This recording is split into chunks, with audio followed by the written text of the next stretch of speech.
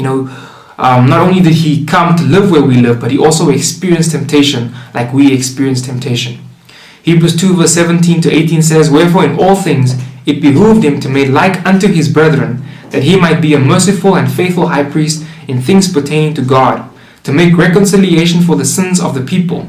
Verse 18, for in that he himself had suffered, being tempted, he is able to succor or to help them that are tempted. Hebrews 4 verse 15 says, "For we have not a high priest which cannot be tempted, or which cannot be touched with the feelings of our infirmities, but was in all points tempted like as we are, yet without sin." Jesus was tempted to do wrong with the knowledge of past failures. Let me ask you this: have you ever been in a situation where you were tempted to do wrong with the knowledge of your past failures?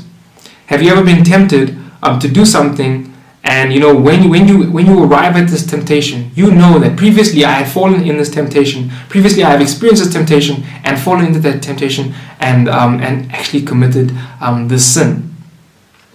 And very often when we are in a situation like this or like that, the knowledge of the fact that we have failed before makes it harder for us to resist this temptation. And so in Jesus' case, the Bible tells us that he experienced temptation like we experience temptation. It says he was tempted in all points like as we are tempted. And so in the same way that we are tempted sometimes with the knowledge that we had previously failed, Jesus was also tempted with that knowledge, or with that feeling of guilt that he had previously failed. Now Jesus himself did not sin. Jesus was not a sinner like we are sinners. He himself did not sin. But Isaiah chapter 53 tells us that God laid upon him the iniquity or the guilt of us all. And so when Jesus was tempted, he had on him the weight of our guilt, and he himself did not fall, but he had the guilt of a person who had previously fallen, and he had to face temptations with that same guilt and with that same feelings of those past failures, just like we experience temptations.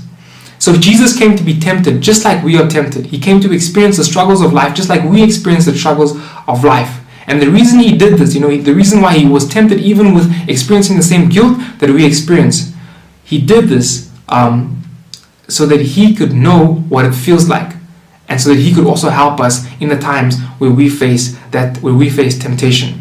Jesus was tempted with the same guilt that we have when tempted, and yet he did not sin. Why? So that he can help us when we are tempted, and so that we can overcome temptation when we face temptation.